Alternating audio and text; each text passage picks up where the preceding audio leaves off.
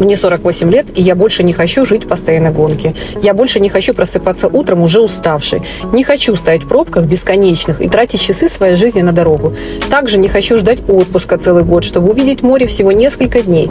Когда-то мне казалось, что так живут все. Работа, стресс, спешка, постоянное ощущение, что жизнь проходит где-то рядом.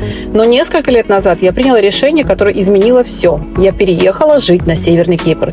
Сегодня я просыпаюсь рядом с морем. Я могу гулять вдоль побережья практически круглый год. Мои дети растут в спокойной атмосфере. А вместо постоянной борьбы за выживание я выбираю качество жизни.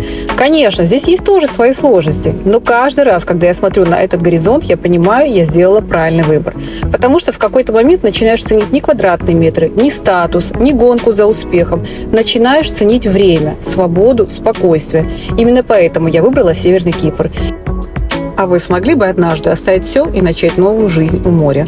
Напишите в комментариях, да или нет.